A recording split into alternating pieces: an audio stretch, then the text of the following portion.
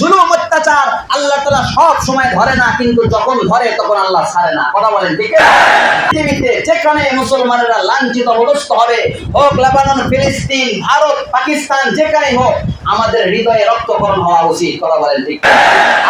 আমরা যদি একক থাকি, এক হলে তখন ব্যক্তি, আর যখন সবাই মিলে থাকবো তখন আমরা হব শক্তি। কথা বলেন ঠিক কিনা?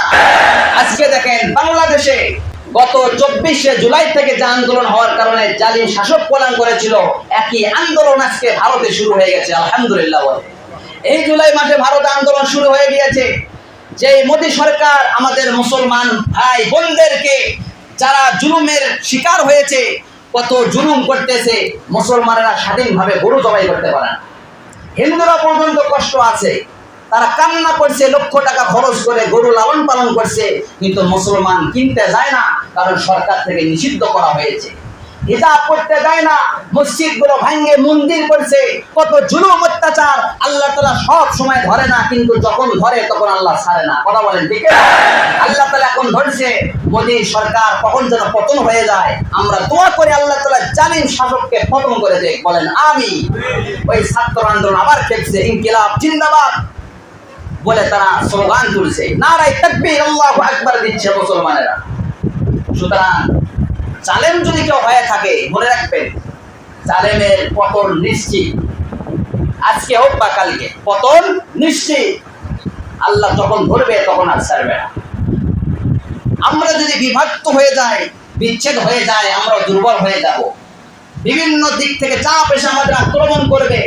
সুতরাং আমরা যদি আমাদের ঈমান আমলকে যদি হেফাজত করতে চাই, এই আয়াতের প্রতি আমল করতে হবে। তাহলে ওয়াতাসিমু বিহাবলিল্লাহি জামিআ ওয়ালা তাফাররাকু, পরস্পর বিচ্ছেদ না হয়ে আল্লাহর দড়ি, আল্লাহর রশি আর কোরআনকে, ইসলামকে মজবুত ভাবে ধরতে হবে। আল্লাহকে তৌফিক দেন। বলেন আমিন। রাসূল বলেছেন, আল মুসলিমুনা কারুজুলিন ওয়াহিদিন, সমস্ত মুসলমানেরা একটা দেহের মতো।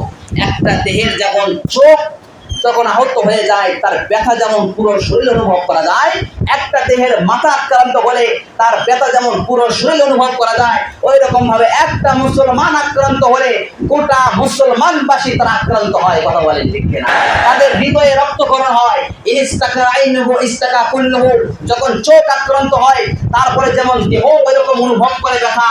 ইস্তাকা রাসুহু ইস্তাকা কুল্লুহু, একটা দেহের মাথা যেমন ব্যথা করে, আক্রান্ত হয়, জখম হয়, তার ব্যথা যেমন পুরো শরীর অনুভব করে, ওই রকম ভাবে পৃথিবীতে যেখানে মুসলমানেরা লাঞ্ছিত অবস্থ হবে, হোক লেবানন, ফিলিস্তিন, ভারত, পাকিস্তান, যেখানেই হোক, আমাদের হৃদয়ে রক্তক্ষরণ হওয়া উচিত। কথা বলেন ঠিক?